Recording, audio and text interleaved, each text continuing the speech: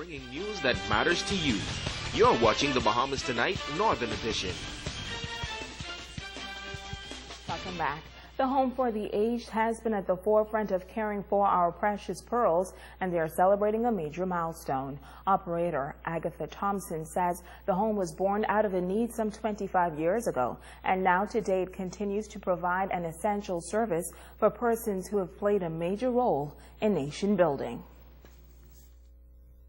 We are the first intergenerational center in the Bahamas, so it's also the home and the children that plays a vital role in the life of the elderly, with the interaction which is so important with the elderly and the children.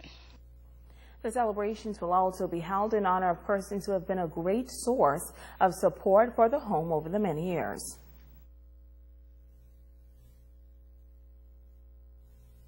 We're having a Great Waltz, which is an old-fashioned ball. At that time, we want to honor 3 prominent families who've been instrumental in changing the Bahamas as well as Grand Bahama, and very touching way for the Grand Bahama Home for the Aged in the families of Sir Jack Haywood and his family, the late Edward St. George and his family, and Sir Albert Miller and his family. Sir Albert is very dear to the home. He is always in our prayers, and we at the home owe him a world of thanks. Now, Thompson says as they mark this major anniversary with a year-long celebration, activities will include a grand waltz ball and art exhibition to be hosted by local artist Chantal Bethel, as well as a calendar of other events. Well, East End Primary School, located in High Rock, hosting its prefect installation under the theme, I Can See the Leader in Me. Students were selected during the pinning ceremony. The school is excited to see the students enter another phase of their development. Guest speaker, Minister Marcus Cooper, focused on the characteristics of a good leader. Being a leader is all about being a person of influence. So, Mateo may ask me, if I am able to make my classmate laugh and talk when they should be listening and doing classwork, am I a leader? Yes, you are a leader. The question now is, what type of leader you are? District Superintendent of East Grand Bahama, Dorothy Kemp, commended teachers on the great work that they are doing at the school. Awesome to see the parental support, the parental involvement, especially from the students in East Grand Bahama, from the parents, I should say, and the community leaders of East Grand Bahama.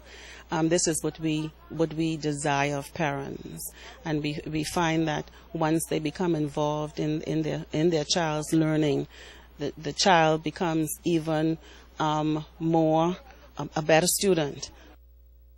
Although October is recognized nationwide as Youth Month, it is also recognized as Boys Brigade Month. According to Ezra Knowles, lieutenant with the 29th Company of Boys Brigade, this organization aims to better the lives of young men in the nation and groom them into disciplined citizens.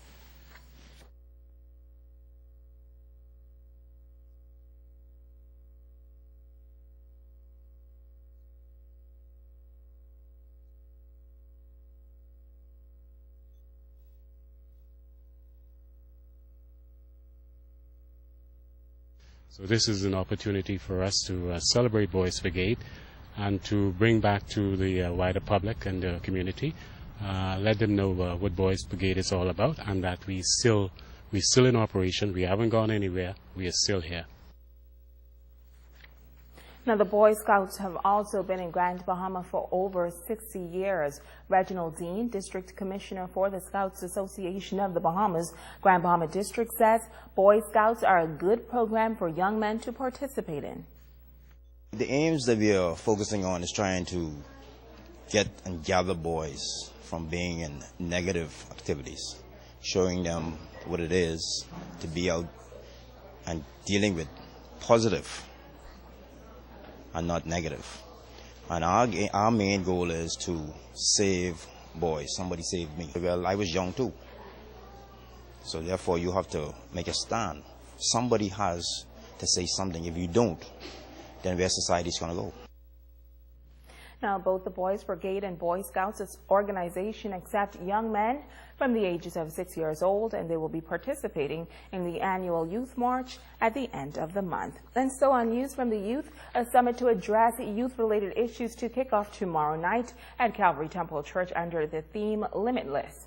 With a myriad of issues impacting the youth, from crime to unemployment, this year organizers are trying to attract more young people in an effort to bring them closer to God. Youth Pastor Bruce Russell says that this will be a life-changing event for the youth of the country. We want to make God look good to our young people, because somewhere down the line, the Christian life just doesn't look all that interesting. It doesn't look all that fun. So we want them to be able to understand that with Christ you can have a limitless life. There's no limits when it comes to God and what you can do. Now, popular gospel announcer God's Young One will be in attendance, and he promises to help empower our youth.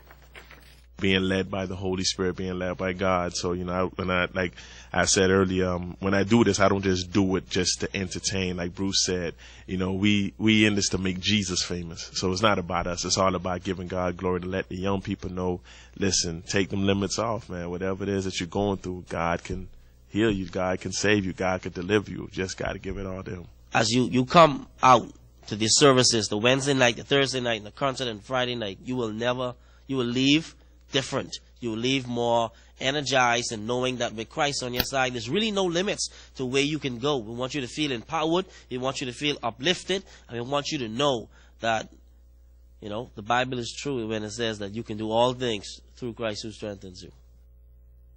Former retired police officer Frank Pearson was laid to rest today following a service at the Pro Cathedral of Christ the King. The 65-year-old resident of East Lucaya disappeared from his home on October 6th following an extensive search by police divers, defense force, and police officers. His body was found 2 days later near a canal not far from his home. Now, family members say Pearson suffered from depression.